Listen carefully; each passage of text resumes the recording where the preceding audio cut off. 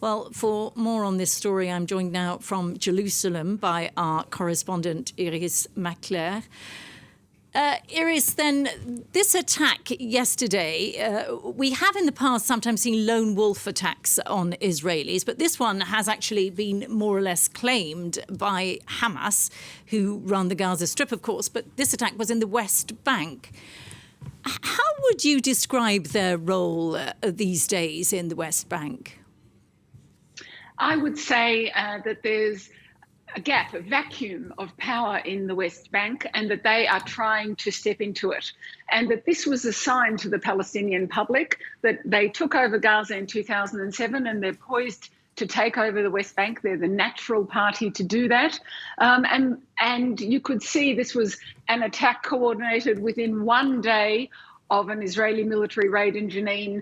The two attackers were armed with Israeli weapons, M16s, Israeli military weapons, and they are saying this is our calling card. And they are saying that because there hasn't been a presidential election in the Palestinian territories since 2005.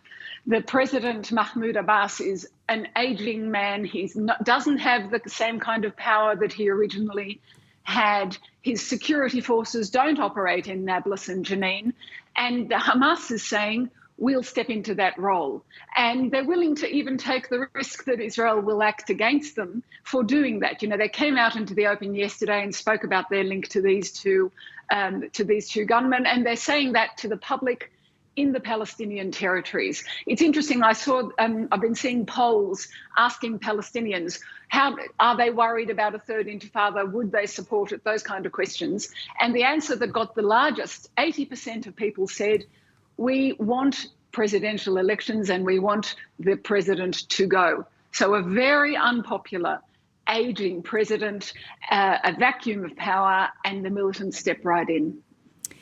And amid all of this, what sort of pressures is Israeli Prime Minister Benjamin Netanyahu under as this spiral of violence seems to escalate?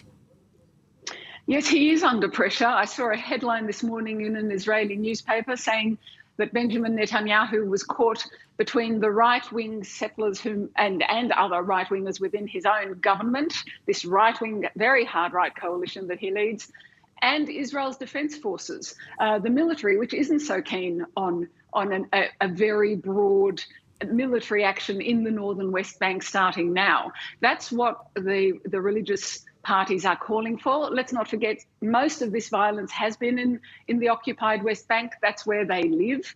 And so they are putting enormous pressure on the Prime Minister. The military, on the other hand, is saying, we're not sure what you hope to achieve. We're not sure that this is the right time and that it won't actually escalate things. So the military is not there 100%, even though there is a plan apparently on the Chief of Staff's desk. There is, I would say, a third factor. There's also American pressure right now. America's trying to negotiate some kind of deal with Iran. It doesn't want an explosion here. And I think there are three factors that Benjamin Netanyahu has to take into account, and it's not easy for him. None of them will answer this problem in actual fact.